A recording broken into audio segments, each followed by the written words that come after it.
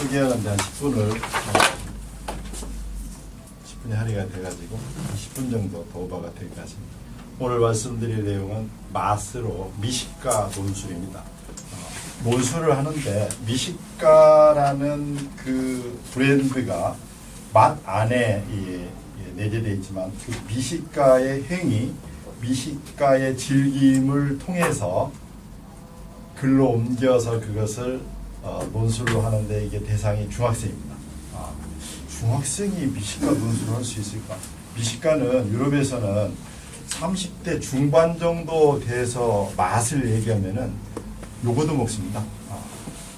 50대 중반, 60대 넘어서야 미식가를 걸어 놓을 수 있는 어떤 예우가 되지, 그 짧은 시간에 맛을 논한다는 건 이건 말도 안 된다고 인정조차를 하지 않아요. 30대 중반에 그 신문 기자가 맛에 대해 썼다가 엄청 공격을 받은 실제 사례가 한 15년 전에 있었습니다. 그래서 맛은 고급 상품이고 전 세계가 하나로 뭉칠 수 있는 키워드를 찾으려면 행복, 사랑보다 맛이 더 위에 있다고 봅니다. 제 생각에는. 실제 우리는 하루에 3번 누리고 즐기고 있잖아요. 다른 그 키워드들은 그것을 하기 위한 방향성인데 맛은 우리의 생활성입니다. 그래서 이 맛은 앞으로 4차 산업혁명의 끝자락에서 추구하는 그 행위론과 연결이 되어 있고 예술하고도 엮어져 있고, 이러한 맛이 우리가 고차원스럽고 아주 품격 높고 최고급만이 즐겼던 이런 맛을 중학생들한테 가르치는 그런 교육입니다. 그런 실제 사례로 제가 중학교 가서 교육을 했고, 그런 사례를 지금 샘플을 학생들이 써놓은 것을 지금 갖다 놨는데요. 여러 장, 다들 틀립니다. 여러 장인데, 중학생들도 음식을 먹고 맛을 표현하는 것을 배우면 합니다. 잘합니다. 중학생들이. 어른들은 잘 못해요. 지식이 많은 분일수록 잘 못해요. 지식으로 해요. 지식으로. 제가 맛평가 경진대를 작년에 했는데 맛평가 경진대에 나온 분 중에 그 문학을 잘하는 분이 몇 분이 왔는데 상을 못 받았어요. 29분 중에서 11분이 상을 받았는데 상을 못 받았는데, 글을 멋있게 쓰는 것하고 맛을 표현하는 것은 영역이 다릅니다. 동네가 틀려요. 그런데 맛을 적나라하게 표현해서 글로 옮겨서 그것이 상대방이 읽었을 때 가감없이 반응, 감동량이 커지는 게 맛의 실제를 글로 옮기는 겁니다. 의성어태가 많이 들어가죠. 그런 것들을 많이 쓰는 사람들이 이제 경진대 1등을 했거든요. 이제 그런 사례를 가지고 광고도 만들고 이제 홍보도 하고 있는 중이고요. 그래서 이렇게 맛을 글로 옮기는 게 이제는 중학교에서 어린 애들이 맛을 즐기면서 글로 옮기고 또 맛을 토론을 하면요 굉장히 즐겁습니다. 애들이 중학생들이 한 30명씩 모아놓고 제가 강의를 여러 번 했는데 대학교에서 굉장히 몰입도가 좋아요. 김현 선생님. 다른데 이렇게 안 가고 집중이 흐트러지잖아요. 모시고. 근데 아주 흥미로운 게 이제 말씀을 드리겠지만은 아주 흥미로운 게 중학생들이 맛을 박사님 들으세요, 박사님. 거기 앉으세요. 죄송합니다. 네, 맛을 인식을 해서 그게 즐거움을 우리는 느끼고 있지만 그건 그 셰프들이 만들어 놓은 음식을 그들이 만든 만큼의 즐거움을 즐기고 있지만 내가 의도적인 노력이 거기에 반영이 되면 셰프들이 만든 것보다 노력한 만큼 즐거움이 커집니다. 이런 걸 안 해요. 아주 간단한. 근데 이걸 하면 어떻게 되는가? 이런 것들을 진행을 하면서 설명을 드리겠습니다.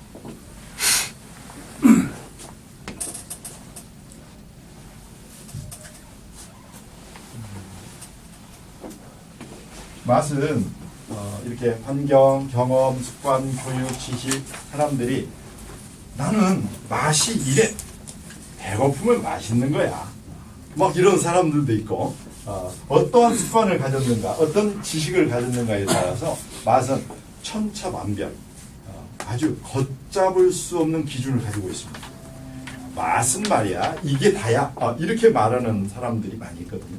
이렇게 많은 다양한 영역의 맛을 가지고 있지만 이런 것의 맛에 하나로 표현할 수 있는 게 맛, 미식가 교육을 통해서 표현할 수 있는 것은 맛은 우리가 인식하는 감각의 반응입니다. 한마디로 딱 정리가 돼요. 감각의 반응이에요. 맛은 이렇게 시작을 합니다. 이렇게 되면은 대화가 좀 슬슬 풀어집니다. 우리가 이제 맛이 상류사회에서 권력 있는 분, 유명인들에서 대중화로 슬슬 내려오고 있는 중입니다. 그렇죠? 이제 이 맛이 이 끝자락에서 얻어지는 이 행복이 내가 어떻게 맛을 즐겼는가, 내가 얼마나 내 스스로의 문화를 가지고 다양하게 나의 가치성을 높이는가, 이게 먹을 때 그 사람이 맛을 연출할 때 보면은 종합지어져서 나옵니다. 그래서 어르신들이 밥 먹을 때 보면은 그 애들의 성향을 다 읽어냈잖아요. 이 밥 먹을 때 보면, 그리고 맛을 표현할 때 보면 이 친구가 가지는 집중력, 언어 묘사력, 그리고 운동역학에서 보면 행동거지, 이런 모든 것들이 먹을 때는 생존 본능이 작동하거든요. 먹을 때는. 그래서 나도 모르는 일들이 먹을 때는 유발돼서 나오지만은 또 먹을 때는 기억이 장기 기억화되는 아주 획기적인 상황이 먹을 때 벌어집니다. 아주 흥미로운 일이 먹을 때 일어납니다. 맛은 뭐냐? 굉장히 복잡해요. 이런 의학, 인지과학, 이런 다양한 학문의 영역에 복합적인 것이 함유되어 있어요. 그래서 맛이라는 학과는 없어요. 전 세계적으로. 영어를 잘하는 후배가 다 뒤져봤죠. 없어요. 맛이라는 학문이. 왜? 너무 복잡해요. 그 중에 이제 많이 차지하고 있는 부분이 이제 인지과학 부분인데, 맛을 어떻게 인식을 해야 할 것인가.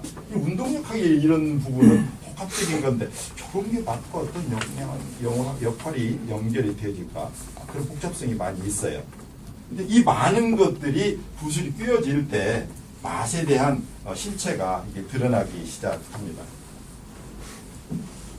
맛을 우리는 흔히들 맛에 대한 이해, 맛에 대한 문화, 실제는 맛보다는 음식의 문화, 음식의 영향력, 음식에 관련된 것이 이제 주된 얘기를 많이 하고요. 맛은 이렇게 터치, 접촉이 되는 순간에 인식이 일어날 때부터 맛이 시작을 하잖아요. 이때가 이제 이것을 거론하는 분들이 이제 맛, 미식가 영역이고, 이제 맛에 대한 환경적인 관념, 이해적인 것을 거론하는 분들은 이제 미식가에 진입하는 분들이죠. 그런데 맛은 반복이죠. 하루 3번, 또 저작거리는 거에 대해서 10번에서 30번, 50번, 이런 반복에서 오는 가치가 굉장히 그 신체 과학적으로 역할이 굉장히 커요. 그 반복이라는 게 뇌과학적으로도 굉장히 그 가치가 커요. 그래서 이 반복의 의미를 접근하지 않고 맛을 분석하기는 상당히 어렵습니다. 그래서 맛의 위대함은 반복에 있습니다. 반복에.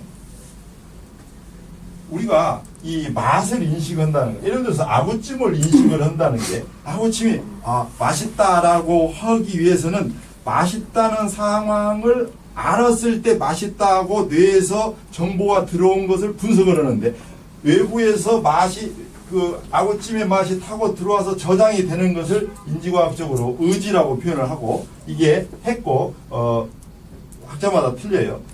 이것이 나한테 타고 올라와서 맛있다고 말을 표현하는 것은 들어온 정보를 뽑아내서 표현하는 것이거든요. 이건 표현입니다. 들어온 거고 나오는 건 전혀 동네가 틀립니다. 이게 의도입니다. 이게 내가 맛을 어떻게 인식하는가에 따라서 표현이 달라집니다. 인식이 많을 때 표현량이 많아지죠. 이게 내가 인식을 TV 보면서 맛을 인식을 하잖아요. 그러면은 30% 이상을 더 먹어도 모른대요. 학자들 논문에 의하면. 왜? 인식을 안 하니까. 우리는 인식하는 것만 분석하게 돼 있잖아요. 그래서 이게 내가 얼마나 인식을 했는가에 따라서 표현력이, 의도가 얼마나 방출이 됐는가, 이런 그 프로세스를 가지고 인식이라는 것이 어떻게 일어나는가가 맛 정보의 기반에 깔려 있습니다. 조금은 복잡한데, 우리가 이제 맛을 인식하기 위해서는 집중이라는 게 필요하죠. 집중. 내가 그것을 집중하지 않으면 그 인식이 일어나지 않아요. 그래서 중학생들이 맛을 인식하고 미식을 즐기면 학습력이 좋아져요. 부가적으로. 굉장히 좋은 이 아이디어가 예. 문 열어놓으세요. 이 맛이 우리는 알게 모르게 우리가 생활하는 집중의 합을 가지고 있어요. 우리가 생활하는 집중의 합이 자기의 어떤 보편적 지수를 다 가지고 있다고요. 이 집중이 어떻게 만들어지느냐? 어릴 때부터 책을 어떻게 읽고 심부름하고 정리하고 학습하고 뛰어놀고 대화하고 이 많은 무언가를 하면서 자기도 모르는 집중의 함량이 정해지거든요. 보편적 함량이. 그런 함량이 정해진 속에서 자기 학습 실력이 거기에서 내가 어떻게 의도를 끌어내는가에 따라서 목표 설정이 어떻게 진행되는가에 따라서 이제 가치관이 달라지는데 이런 집중의 함량이 먹을 때의 집중이 가중되면 이 집중의 함량이 어릴 때 굉장히 커집니다. 양이 실제 중학교 2학년짜리를 맛을 가리켜서 1년간 일주일에 한 번씩 맛을 체크를 하고 1년 후에 만났어요. 물론 중간에 몇 번 만났지만 얘가 확 달라졌어요. 얘 아빠가 같이 식사를 하는데 얘는 확 달라졌대요. 왜요? 대화가 상당히 사실적이고 잡생각이 없고 학습의 집중력이 좋아지고 표현이 논리적이고 이거 어떻게 이렇게 재밌어졌나 이거지. 고2짜리가 고3 되는 과정에서 책을 그렇게 많이 읽었는데도 효과가 굉장히 더디했는데 1년이 지났는데 뭐 한 것도 별로 없는데 얘가 이렇게 첫째 밝아지고 표현력이 정확해지고 보고 느끼는 것을 디테일하게 설명하고 스트레스가 좀 적고 이건 말이요. 이거 너무 좋다 이거죠. 실제 이런 자기 집중력의 보편성이 중학생들한테 상당히 이렇게 저축돼서 내재화되면은 논술이 좋아지면서 타 과목의 집중력이 좋아집니다. 우리가 맛을 인식한다는 게 일반적으로 음식을 먹으면은 맛있게 먹으면은 이게 감지가 되죠. 상단 분별에 맛있다, 맛없다. 그래서 생각을 일으키는데 자동으로 이런 일들이 일어나죠. 여기까지 일어나는 게 우리의 일상의 삶이죠. 일상의 삶. 맛있어. 그런데 우리가 미식과 논술을 하는 것은 이 맛을 인식을 할 때 자기가 노력을 좀 해요. 맛을 인식을 하는 것을 조금 더 의도를 가지고 느끼는 거죠. 지각을 일으켜서 몸에서 어떤 반응이 일어나는가를 찾는 거죠. 내 마음에서 어떤 생각이 일어나는가를 찾는 거예요. 이렇게 찾아서 그 감동량으로 이제 몸에서 반응량이 나오고 행동이 나오거든요. 이렇게 신체 반응이 나오기 위해서는 노력이 필요합니다.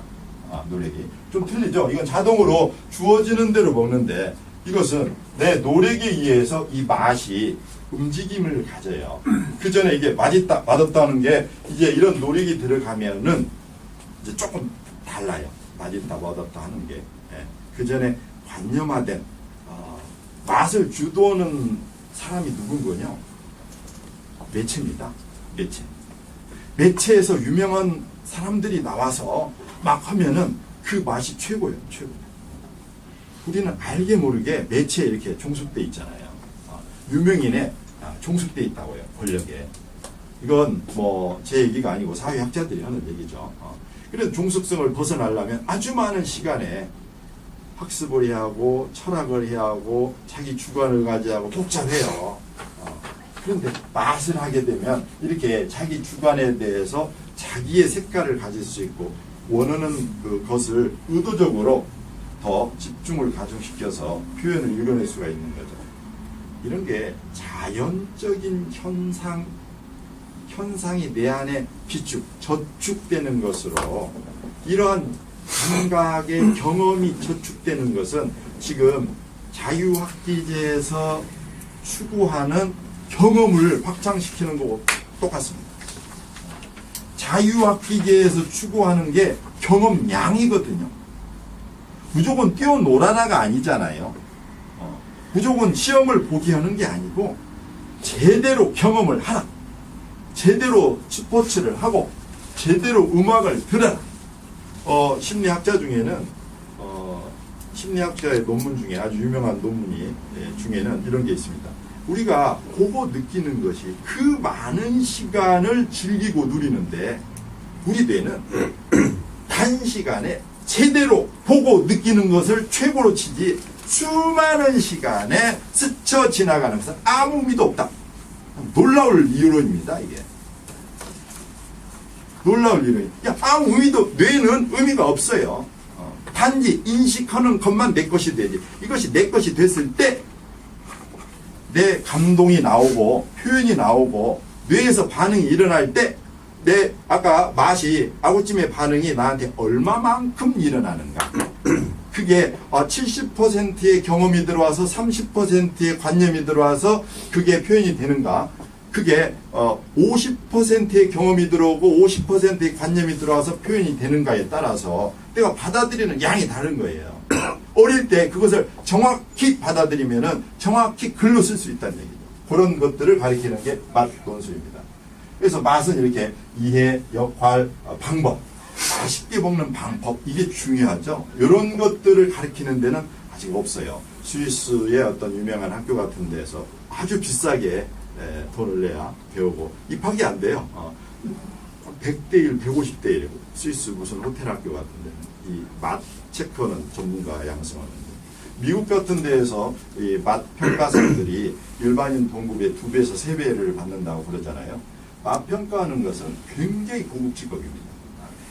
수준 높은 고급 직업이에요. 이런 것들을 가리키는 겁니다. 중학생들한테. 맛은 이렇게 측정할 수 있는 게 있어요. 우리가 무언가 맛있어, 맛없어 하는 것은 우리가 사회적으로 문화적으로 측정할 수 있는 정량화된 표현들을 우리가 많이 써요.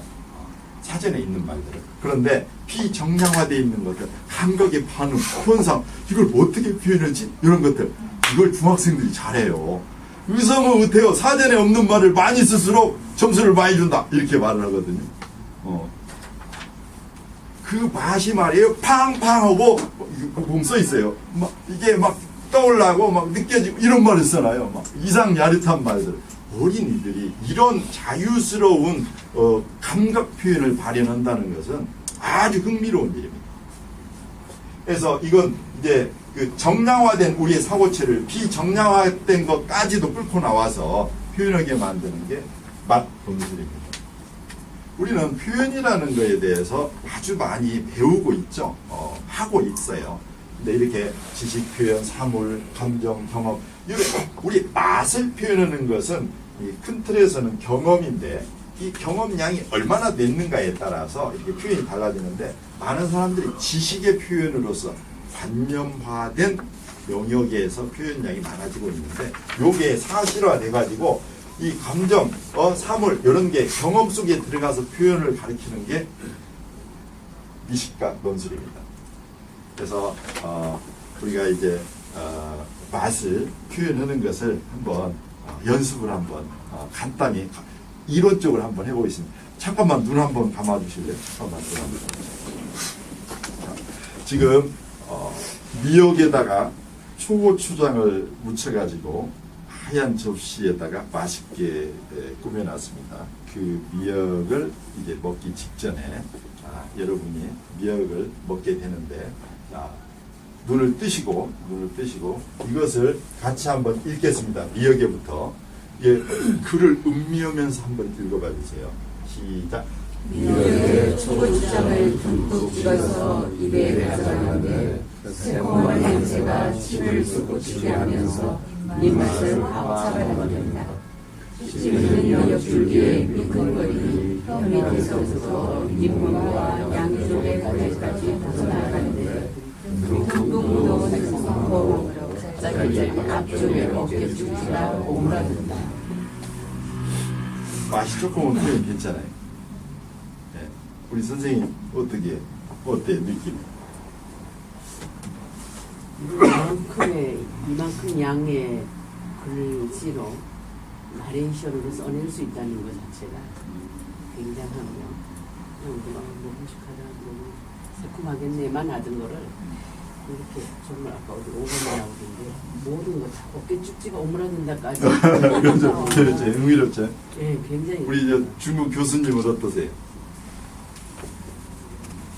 느낌이요? 네. 상당히 디테일하고 생각도 못한, 아니 글만 봐도요 그냥 이게 먹는 것 같은 느낌이 들 정도로, 네, 그러니까 공감된다고 할까?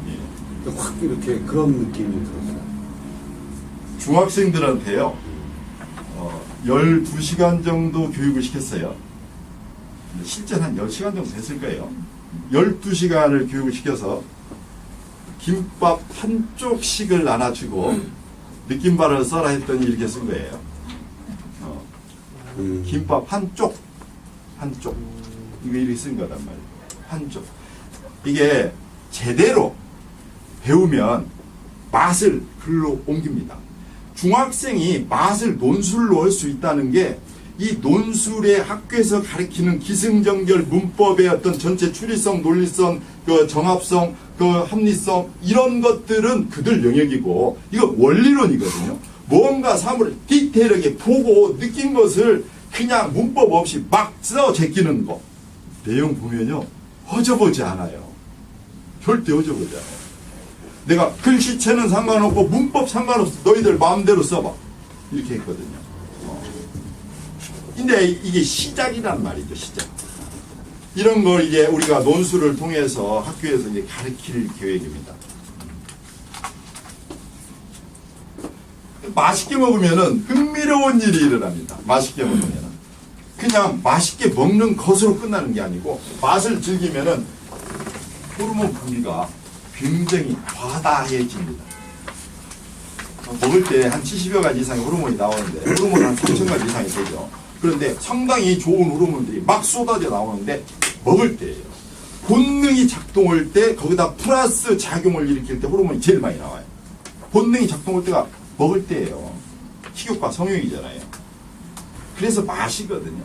맛은 영원 무구하게 인간이 추구하는 끝까지 유행의 첨단의 최끝자 키워드는 내려올 수가 없어요. 이건. 왜? 철학자, 인류학자들이 맛을 최고로 올려놨거든요. 어떤 철학자분들은 맛은 인류 문명의 핵심이라고 했어요. 문화가 아니고 문명의 맛이.